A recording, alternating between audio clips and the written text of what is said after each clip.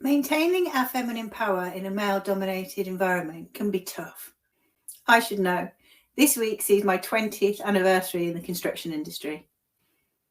I'm Jen Churchill, and I help women grow in confidence from the inside out and the outside in, using mindset, exercise, diet, products, and supplements so they look and feel amazing and can live their best life.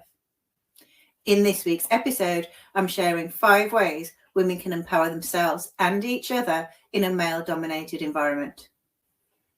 I release a new episode every week, so if you don't want to miss out, hit the subscribe button down below and you'll get notified every week.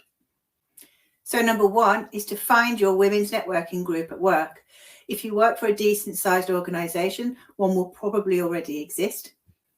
And if one doesn't exist already, then you need to go about starting and creating one. Put it this way, if you feel like there is a need for a forum for women to discuss, get advice and take tips from each other, you're definitely not going to be on your own. Your biggest advocate may be a man as well, so keep that in mind. Maybe you can find a sponsor and then work out together how to get people to apply for positions on the group. Or maybe you can just set up a group of like-minded women and start from there. So points 2 to 5 that I'm going to talk about next are things that your new or established group might want to start to consider. So here goes with point number 2, which is mentoring. Mentoring is essential for gaining insights and advice and for you to take the best advantage of opportunities for growth and advancement. You can do this as group mentoring, where people bring a subject to the group where they either looking for inspiration or they're struggling with something, and somebody in the group will have some insight and some knowledge that will help them. If you do it this way, everyone in the group gets to take advantage of the advice given.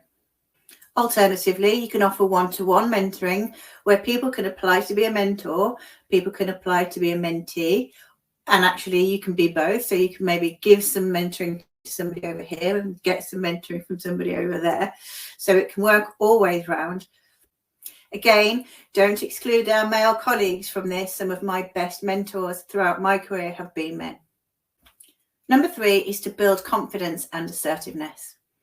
Building confidence in women is my absolute jam, and it's absolutely vital for women who work in male-dominated industries.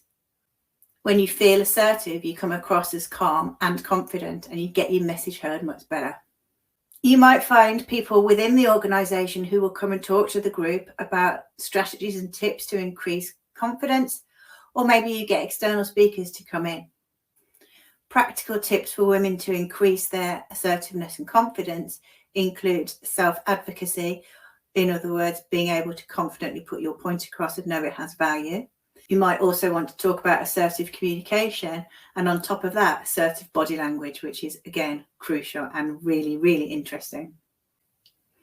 So number 4 is to increase our leadership skills. So again, it might be somebody internal or somebody from external to the organisation who will come and talk to the group about this, or maybe even run an interactive workshop for you.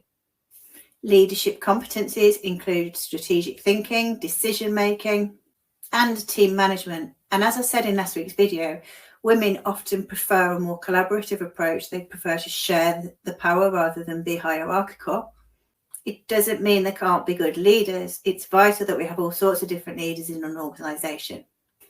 And number 5 is to start to identify how women are giving their power away. This might include imposter syndrome, little girl syndrome, and Jonah complex, which is lesser known. I will perhaps do a whole episode on that another day. Again, there might be people internal to the organisation, perhaps in HR or training, who can talk to your group about these things, or you can easily find people from outside of the organisation who will come and speak to your group. If you want to speak to me about speaking with your organisation, you can drop me an email through www.jenchurchill.com. I'll also leave a link to that in the comments. Also in the comments, I will leave a link to my free download, 8 ways to boost your self-confidence to give you a head start. Remember that every step you take towards self-empowerment is another step towards your full potential. I hope you found this episode interesting. As ever, your comments keep me real, so please leave them down below. And in the meantime, you have a great week.